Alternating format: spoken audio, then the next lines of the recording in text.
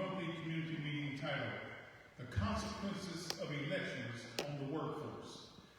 Every day, day in and day out, we have individuals that come inside of our office to file complaints of discrimination.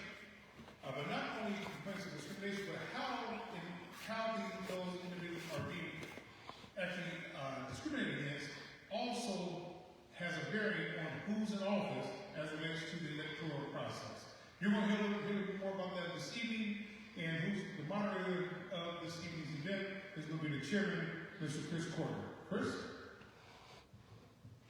Thank you, President Ford. The first thing I'd like to say is I have worked with some beautiful people. This year was a bad year for me because I've been sick and hospitalized and not able to do what I normally do for the NAACP. In that vein, I would like to bring up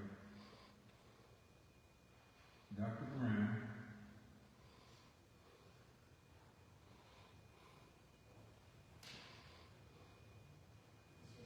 who will be probably the main speaker because I was sick most of the year, and he's gonna take over and do the best things that he always do. He and Greer have been a tremendous, outstanding person that took my place to what I should have been doing. And so you couldn't ask for anybody that's more adept. He brought a lot of different ideas, and he turned them into great ideas. Okay. So can we give a hand to Mr. Portman, who has chaired this committee for nearly 10 years and investigated hundreds of cases and taught me a little bit I know about labor and industry. Is there any representation here from union that's not at the table? You want to come up, sir? Are you Mr. Davis? Oh, Mr. Williams. Okay, Mr. Davis in the house. Mr. Davis, okay. This is the gentleman meeting. You're welcome to join us, Mr. Williams. Mr. Davis is welcome.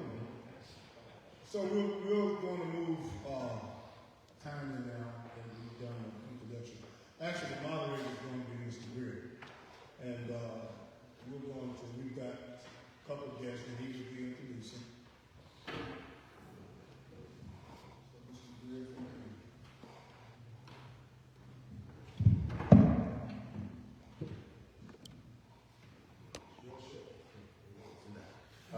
Good evening, once again.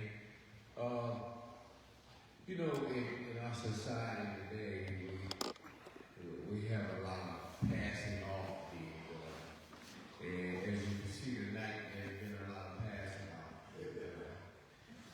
However, but on the agenda, you see that Dr. Brown, his name is first, and he's been introduced as the moderator. But I'll take over for him. So what we have for you tonight, we have individuals that can address issues in the workforce, and those issues are coupled with the need for the workforce to play its part in the voting processes. So initially, I would like to introduce Ms. Diane Herman from the League of Women Voters. Ms. Herman is a retired social worker who specializes in child, youth behavior, health, and family violence.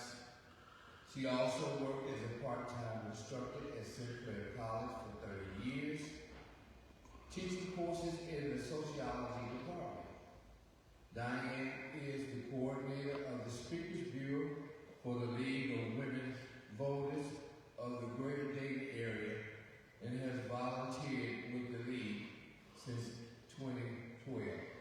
So with that being said, I would like to turn the mic over to Ms. Diane Herman. Thank you very much. Good evening. Well, my remarks are not just directed toward the labor community, but all of our communities. Let me just tell you a little bit about the League of Women Voters if you're not familiar with it. The League of Women Voters was founded in 1920 when women finally achieved the legal right to vote. After over 70 years of organizing, it took 2 generations of activists to finally win the vote, the legal vote. However, in our system, there are always people planning to take away our right to vote, and unfortunately that was especially the case in the South. So essentially, many persons, especially poor persons and black persons and women, did not really legally get the right to vote until the 1965 Voting Rights Act, the Civil Rights Act at that time. The League of Women Voters' purpose initially was, it was formed by actually the suffragists who had fought for the vote. Once they won the vote, they thought, well, what are we going to do with this? We need to be able to exercise our right intelligently and with force, and to represent the interests, especially of women and children and families. So the first thing they started to do was to teach women the mechanics of voting. But also, it went beyond that. It isn't just going in and filling out your ballot, but to know what's on your ballot. So it wasn't just teaching the newly enfranchised women how to vote, but to teach them to vote intelligently, that is, to research issues, to know what they're voting for. So the mission of the League of Women Voters is to encourage informed and active participation in our government and to work to increase public understanding of major public policy issues, and also to influence public policy through education and advocacy. We're a grassroots, nonprofit organization of volunteers. We're open to anyone aged 16 or older, men as well as women. We are nonpartisan. That means we don't support any political party or any political candidate. But we are a very political organization in that we take stands on issues, especially issues that relate to democracy and empowering voters. Anytime that there's a barrier to voting, the League of Women Voters is right there to advocate for voters and to make sure that our democracy is sound. So we do take issues on public policy issues, and as stated earlier by Mr. Roberts, the League of Women Voters supports a yes vote on Issue 1. Issue 1 is about the manipulation by politicians so that voters are disempowered,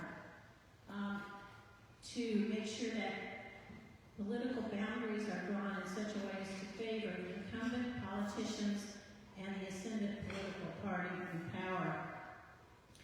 The League of Women Voters has been working against gerrymandering, which is the process by which political boundaries are manipulated in favor of a political party and unfairness to voters.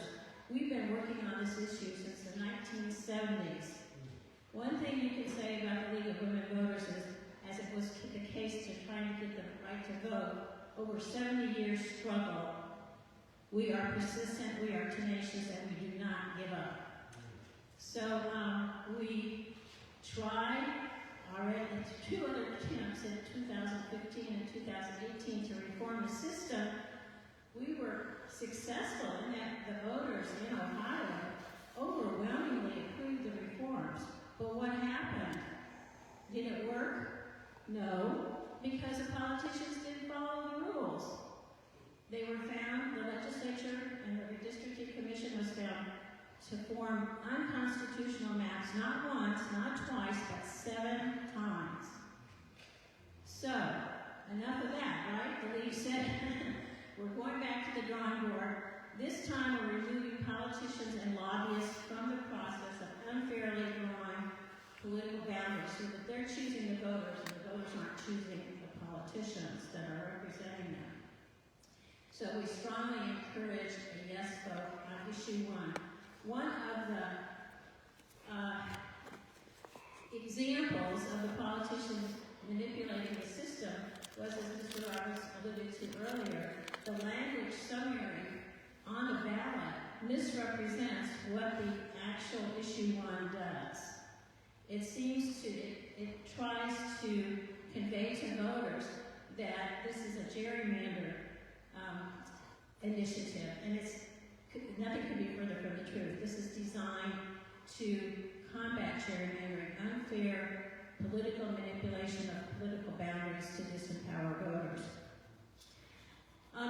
What I wanted to talk about tonight is something that is very disturbing, and that is we do have the right to vote in our country, but people don't vote. And this is particularly true for poor people, for communities of minorities do not participate in our process. This is very disturbing because these communities are the ones who have the most at risk. So let's talk about what we can do to enable voters. The reason why a lot of people don't vote is because they have some misconceptions about voting. Although many times those misconceptions are actually based on fact, but we have to address how those misrepresentations can discourage people from voting. First thing people talk about is my vote doesn't count. And with gerrymandering, that's actually the case. Why vote for in a situation where the politicians are picking you and your vote doesn't really count? And that's, of course, exacerbated by the Electoral College, which is a very confusing system in our country. People don't understand it, and it really does lead to the impression, which is the case, that many of us do not have much of a say in the selection of the president, for example. People in California who are Republicans don't get represented, and Democrats in Mississippi don't get represented in our system. So do we just give up about that? No, we educate people that we need to make reforms, and it is possible to do that.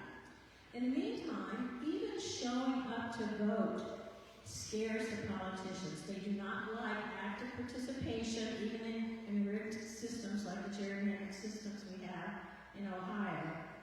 But just showing up gives a message. And so what do they try to do? They try to discourage people. They try to make people feel powerless. And when people buy into that and say, my vote doesn't count, then it becomes a self-fulfilling prophecy, doesn't it? So just showing up, being engaged and informed and active in voting is very important. The other thing is all the barriers to voting. A lot of reasons why people don't vote is they don't have the time, they have responsibilities, they may be working 2 jobs, they have family responsibilities, they may have illnesses, they may not have transportation, they may be handicapped. There are all kinds of barriers to voting. And what do politicians try to do? Increase those barriers to voting. So one of the things we have to always do is anytime we see a barrier to voting, and recently the League of Women Voters has been very active in fighting in Ohio the barriers that are being raised to disadvantage handicapped persons of all things, making unnecessary requirements, such as if you want to deliver a ballot for a handicapped person in your family, you cannot put it in a drop box. You have to physically go into the Board of Elections. Guess what? They're only open weekdays, business hours, or what if you're working? What if you have responsibility for children? So we've been fighting that, and we're continuing to fight. The Secretary of State filing litigation to try to overcome those barriers. The other thing that's another barrier is people don't understand our system of government. It can be very confusing. There's federal government, the state government, county government. There's all these different offices. There's all these judges. You don't know what they do. And it becomes a mystery. So one of the things we try to do is try to encourage civic education so that people understand the system. So anytime you have an opportunity to invite the league to do civic education, we are a resource to the community to overcome that barrier.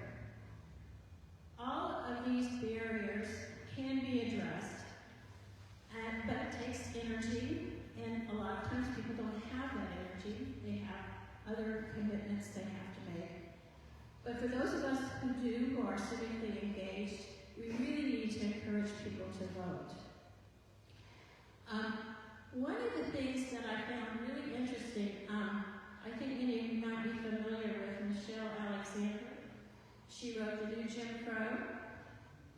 Now in Ohio, we are very fortunate in one way, in that persons who are convicted of felonies or misdemeanors, as long as they're not currently incarcerated, can vote in the state of Ohio. Many people do not know that. So we need to get the word out about that. But one of the things that Michelle found was she talked about people who are felons that can't vote. Once they get the right to vote, what happens?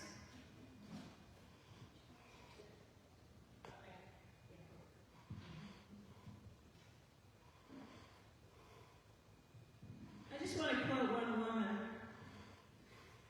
when Michelle talks about those who have had their voting rights restored often describe a feeling of validation, even pride. I got a voice now, said Willa Wilmot, a 44-year-old African-American woman who had been incarcerated on drug charges. She said, I can decide now who will be my governor, who will be my president. I have a vote now. I feel like somebody. It's a feeling of relief from where I came from that I'm actually somebody. This is something that is very we need to cherish. It's a right of being a citizen in the United States, the right to vote. So we need to encourage that value in our communities, in our families, with our friends, in our churches. It's empowering to vote. They say that the cost of liberty is constant vigilance. And the cost of democracy is civic engagement. And we need to spread those values, encourage those values, help our fellow citizens so that they can be involved in the democratic process. Because democracy dies when people don't participate. And the best way to participate is to vote. We have voters' guides available when you leave, and also some information on voting cards that you can take with you.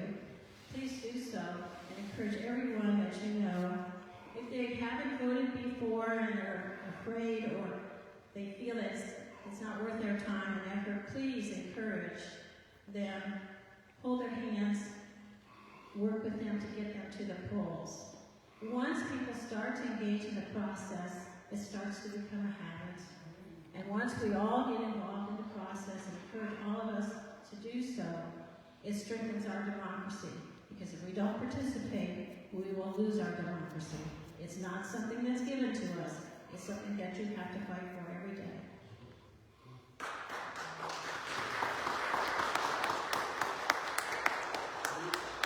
Are there any questions for Ms. Harmon? Comments? Yes, Mr. Terrell. How much is a membership to your organization? Pardon? How much is a membership to your organization? I think it's $60. For a group or for individual? It's a student fee. Yeah, $10 for a student. And, you can always, if someone wants to join the League of Women Voters, pair up with someone and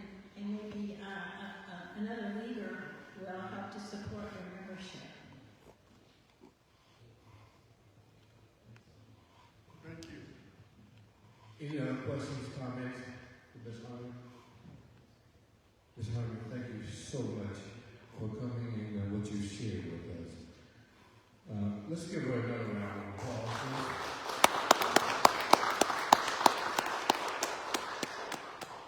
And now we have another gentleman who's come to share with us. And this is Mr. Antoine Davis. He is a 14-year dedicated chief steward at Dayton Phoenix Group, IUE, CWA, local 84755. He worked as a United Steelworker for 11 years, a veteran from the United States Marine Corps, and a proud member of the Dayton APRI, A. Philip Randolph Institute. With a strong commitment to his community and fellow workers, he exemplifies leadership and service in all he does. Beyond his dedicated union life, Antoine is a devoted husband and father, centering his life around family values and the well-being of those he loves. I present to you Mr. Antoine Davis.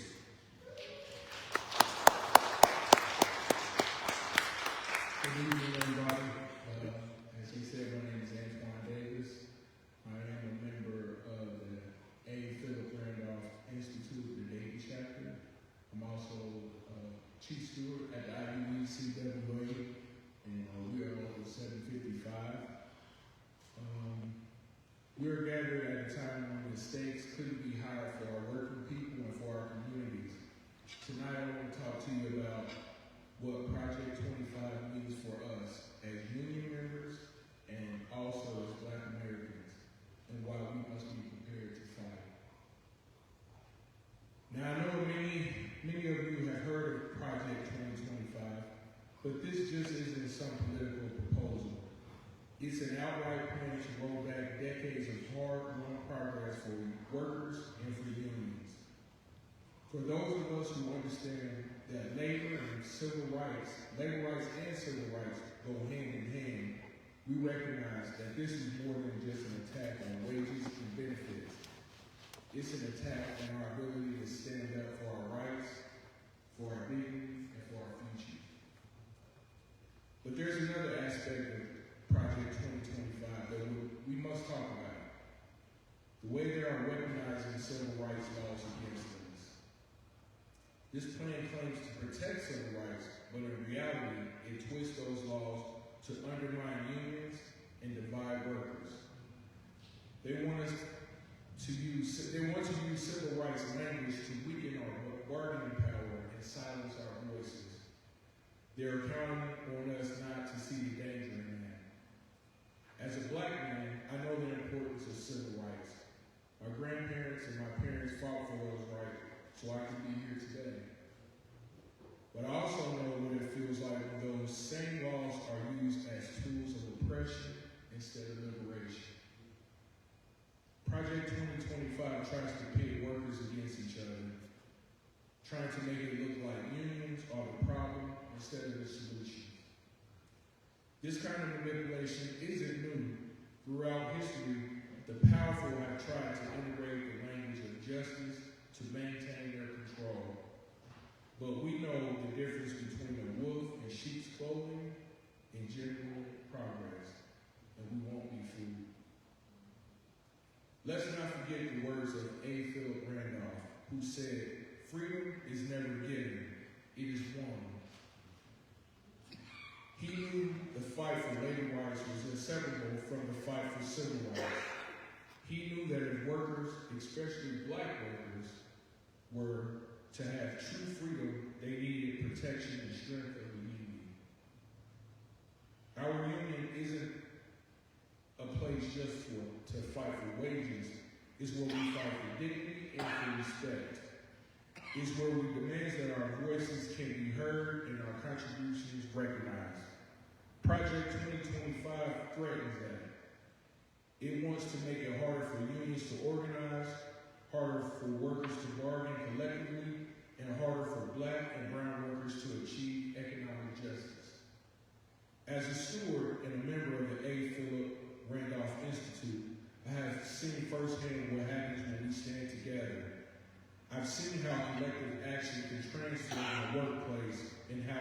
solidarity can lift up a community. But I've also seen what happens when the powerful try to divide us, when they weaponize our differences to keep us from building power. Project 2025 isn't just an attack on our union, it's an attack to weaken the entire movement, labor movement, by exploiting the very laws meant to protect us. And as Black Americans, we must be vigilant because this plan targets the progress that we've made and aims to divide us from our brothers and sisters in the struggle. But here's the truth. Their plan only works if we let them divide us. Their strategy falls apart if we stand united and committed to the ideals that brought us here. We've got to remember that our strength comes from our solidarity across race, across gender, and across all the barriers that try to put between us. If we stand together, if we continue to lift each other up, there's no force that can break us. Let's take inspiration from the legacy of leaders like A. Philip Randolph, who never wavered in the face of opposition and never lost sight of the connection between labor rights and civil rights. Brothers and sisters, Project 2025 wants to strip away our rights, silence our voices, and divide our movement. But we've been here before. We faced these type of threats, and we've overcome them by standing strong and standing together. We cannot let them weaponize our struggle against us. We must fight with everything we have to protect our rights, our unions, and our communities. And that fight doesn't end with just our words. It requires action. It requires all of us to show up, to vote, and to be counted. Every election matters, and this year the stakes are higher than ever. So I urge you all, if you haven't already voted, make sure you do so by November the 5th. Take your family, your friends, your co-workers, because every vote is a stand for justice, for our union, and for our community, and our future. Thank you, and let's keep fighting, let's keep pushing, and let's keep winning together. Thank you.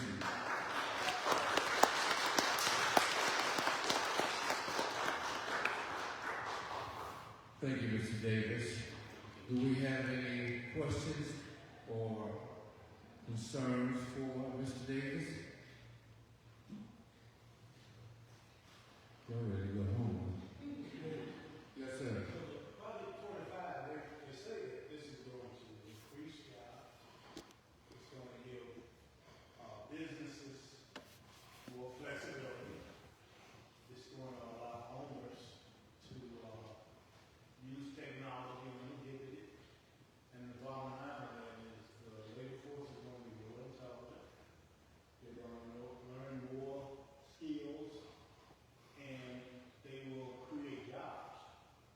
But when you read the small print, and I need you to come further on that, it looks like though with the regulations being removed, there will not be any more 40-hour work weeks. I understand. There will be 160-hour work weeks. So in creating the need for the job, for what our force is a good laborer that normally after 40 hours gets paid time and a half overtime. He won't be able to get that 40 hours. He wouldn't be able to get his overtime paid until he exceeds 160 hours. So what is labor? What's your take on that? Is that your interpretation? Am I reading too much into it? I'm not sure if you're reading too much into it, but from what we've heard from the labor movement, that 2025 is not going to be good for labor at all, period. It's not anything we're going to benefit anything from.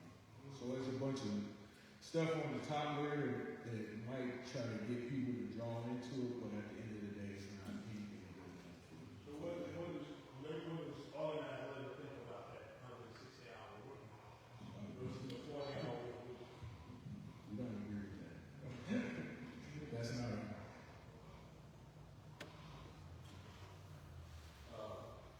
Before you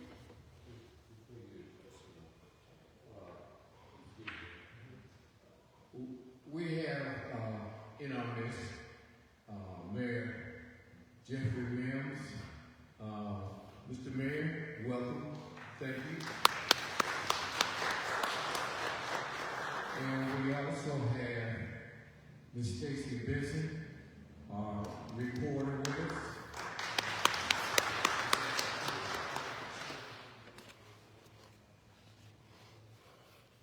And I was just told that the president for A. Philip Randolph was here as well.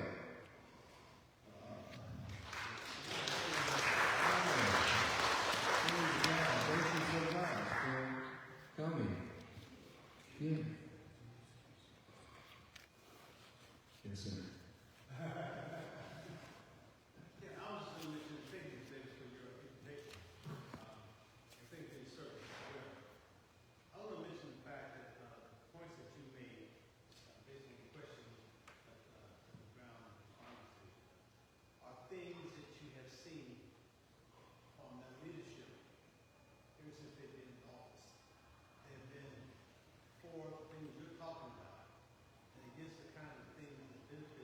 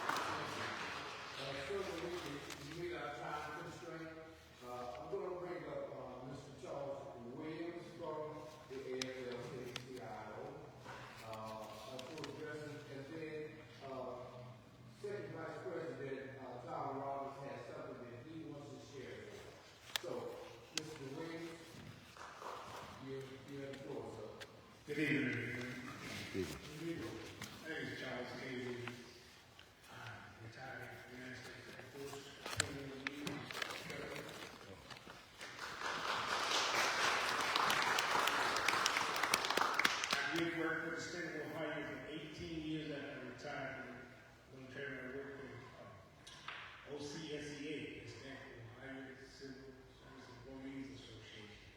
I was a veteran representative for the state of Ohio for 18 years. I am past president of my local chapter 7500, which is Shelby County, in the city of Ohio. I was president of the local chapter for 8 years. I have not stopped at all. I retired from the state of Ohio in 2013. I still is a union representative. I'm on the board for Ohio Department of Job and Family Service. I'm on the board for AFL-CIO. I'm on the board for the State Veteran Association.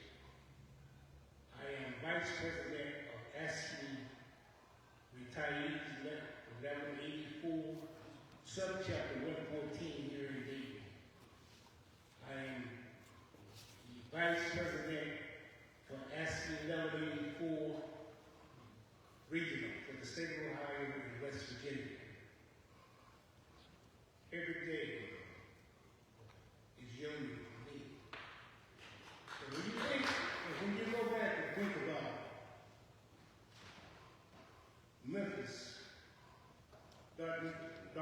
Martin Luther King, how he was there for the sanitation workers. Those men was fighting to form the union. I am a man. It don't represent just the men itself, it represents the women too, because they were working, doing the same work that the men were doing at that time.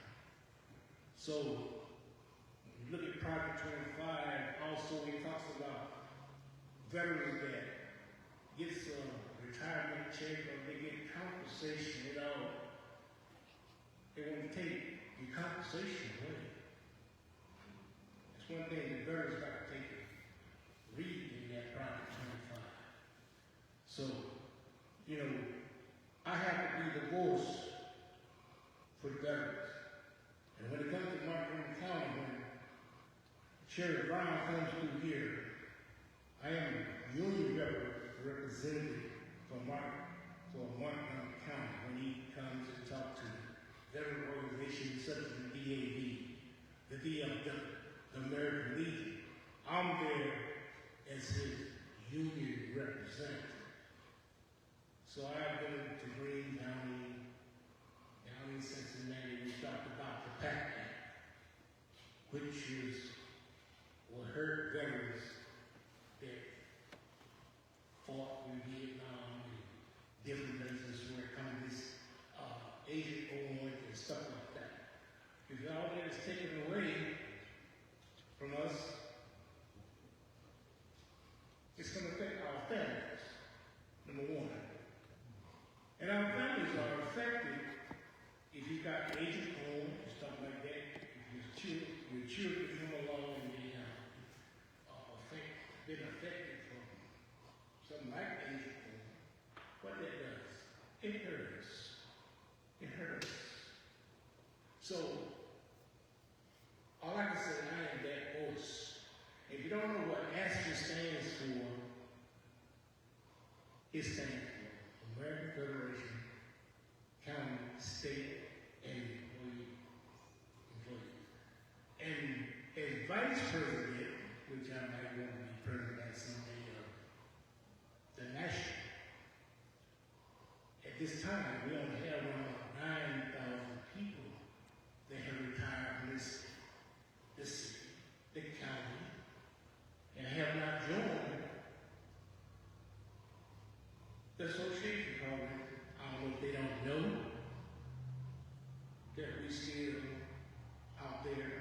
We have our own union, as they say, but we are the ground force really for the unions right now. We the ones who are out there beating the ground, protecting people, educating people how to protect their rights. No labor. Know what labor is all about.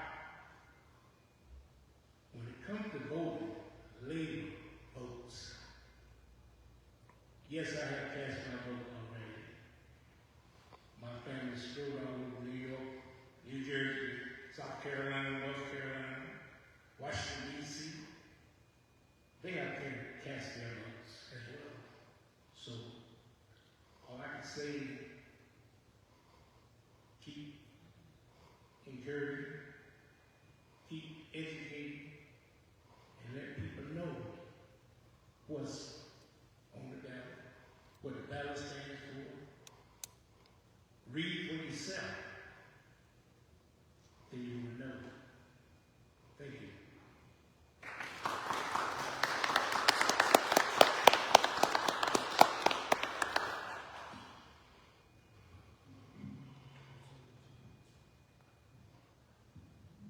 Thank you, Mr. Williams. Any questions on issues that anyone wants to talk to Mr. Williams or present to Mr. Williams? Hearing none, thank you, sir. Tom? I want to just kind of repeat some things these guys have already said. How many of you have children in daycare? How many of you are in education or teachers? How many of you are represented by labor? Project 2025 is an ultra-conservative plan. This is the second time in our lifetime something like this has come up. In 1954, when the Brown decision was made, in the South, Southern segregationists put together a plan very similar to this plan.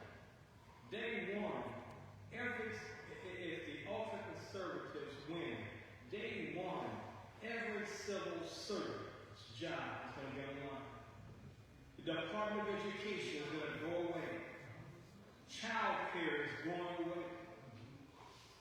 This is a plan. Civil rights organizations, the civil rights part of the federal government is going away. So if you find people who say, I don't want to vote this time, ask some of these questions. We need child care because when moms and daddies don't have child care, they can't work. You know? We need the Department of Education because that's where Title $10 come. Title $10 comes from the federal government to the state government to help our babies read. And so this is a draconian, ultra-conservative plan to take us back to 1950-something. 1950-something. And so I appreciate the sharing here, but you and I have to carry this message to our people, to everyone who is in one of these categories. This is serious business. And the ultra-conservatives think we're going to be asleep at the wheel, but we're not. You know, all of the people here are partners. We work at the state and local level, legal with voters, with the veterans, with labor, and with Philip Wagner Institute in Washington, our third vice president, the state level, is Philip Wagner. And so these are some of our national parties. But I wanted to just share that with you because as I hear and talk to people, this is the worst piece of research because it comes from the Heritage Foundation, who has been a research arm for ultra-conservatives for many, many years. And for somebody to say he's running for a federal office and saying he doesn't know anything about it, okay. I have a bridge in Brooklyn I want to sell you. Thank you, Mr. Roberts. And thank you to our guest speakers. Thank you so much for coming out and sharing with us tonight. Dr. Brown, do you have any closing remarks? Well, I think you guys covered it. And it's just about each one team. And that's the key. We got to get in every household and get people out and share this information. Because everybody's still remembering that check. That check. That check with that signature on it. Only one signature right. But it wasn't good money.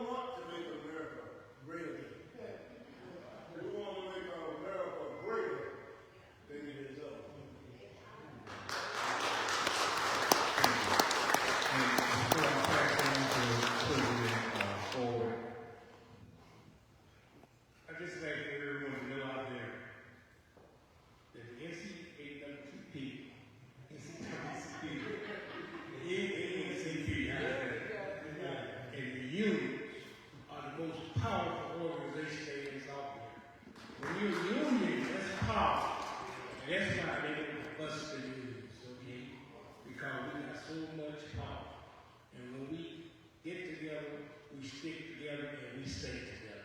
Thank you. Thank you, sir. Thank you,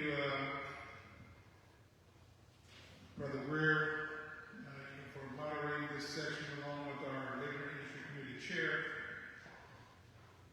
Chris Cordner, and Dr. Brown. Thank you all for putting together this distinguished panel to talk about labor and industry, the consequences of elections dealing with the workforce. So when you think about everything you just heard, healthcare, there's a workforce behind healthcare. One of the strongest workforces here in Dayton is our healthcare industry. You know, as well as our educational systems that we have. You know, we talk about the number of employees that work at those two institutions. So you're talking about labor and industry. I want to make certain we're keeping this in mind. Labor and industry, because that's what this meeting is about, labor and industry. Workforce development. If it wasn't for labor, how are they going to protect all of the people who are, all the different employees who've been working there year after year, giving them their time and their labor, to be able to make America great already? How about the healthcare industry? You know, when COVID hit, and we think about how many African Americans died at the hands of COVID disproportionately from our white brothers and sisters. I'm talking about labor and industry. For our education system, when you're talking about putting in, the government just taking over the education system. I'm talking about labor and industry. These are jobs. When I go to the airport, and this is probably one of the most sacred places you go to, one of the most prestigious places you go to is the airport. I was at the airport this past weekend, and you see a lot of African Americans that has jobs in the airport. There's a ton of them. Well, they may be on the tarmac, they may be on the inside pushing people around, but those are jobs.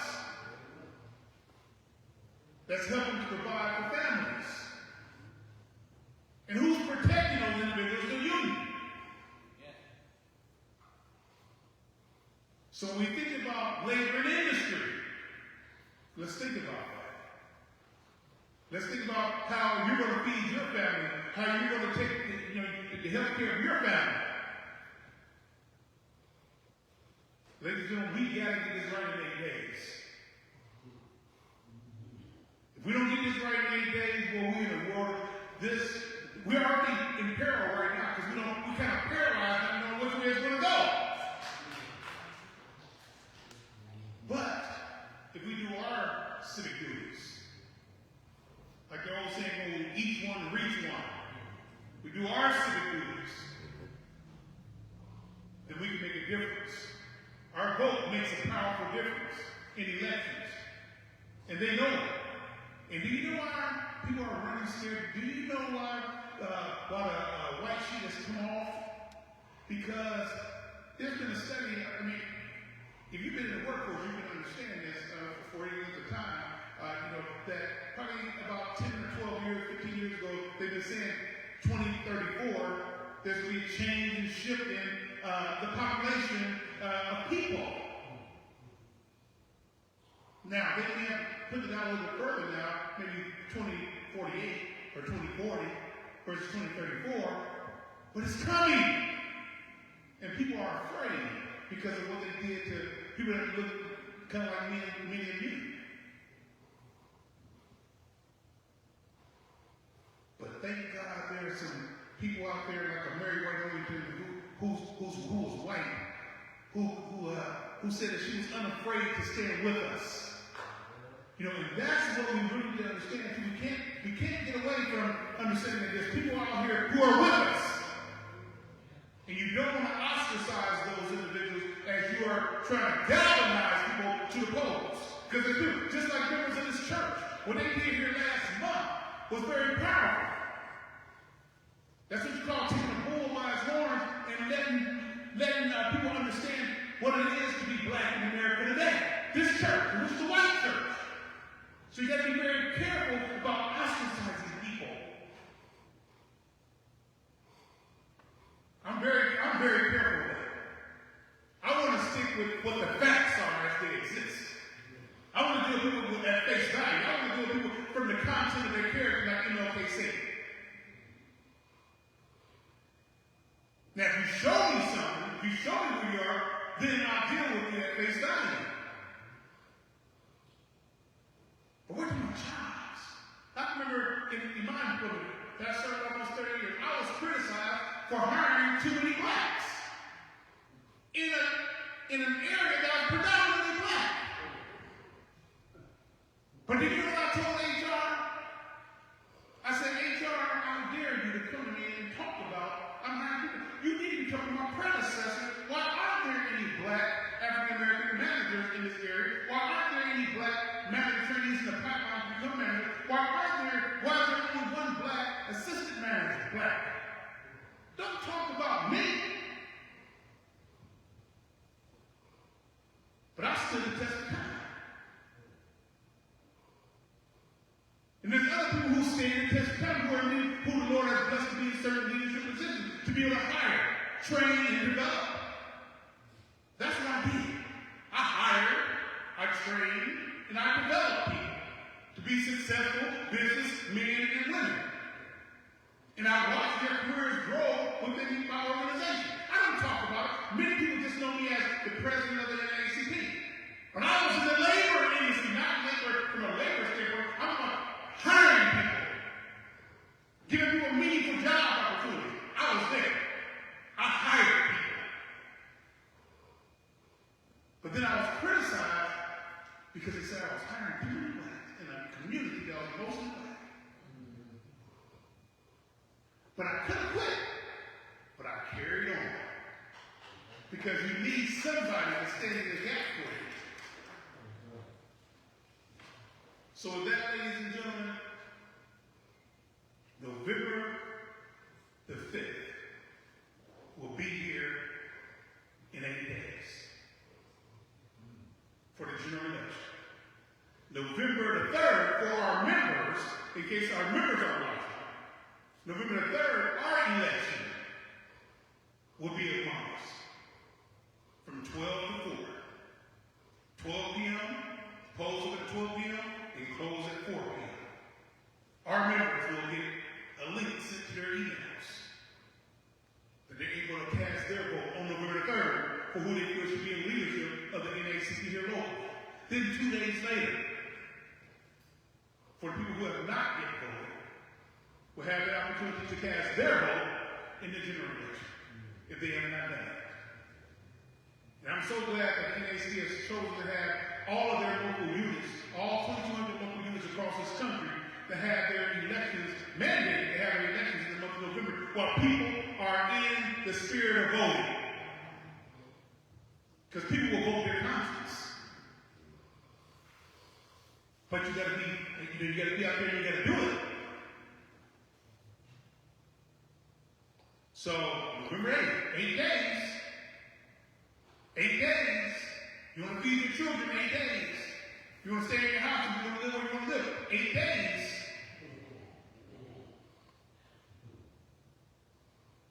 So, 8 days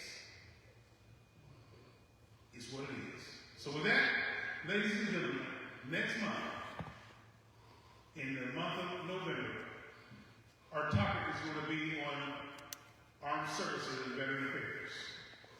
It'll be the 4th Friday of November in the same room on armed services and veteran affairs. So think about the people who protected our nation and continue to protect our nation. You know, we're going to be having a conversation with them next month. And to be going to continue to educate you. Our core goals is to inform, educate, and thereby empower you to make better daily decisions in life. Those are our core goals with the Daily Grant Initiative. Inform, educate, empower. And our vision statement is clear.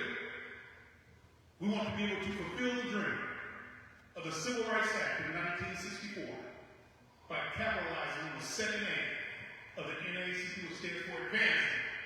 It says the National Association for the Advancement of Colored People.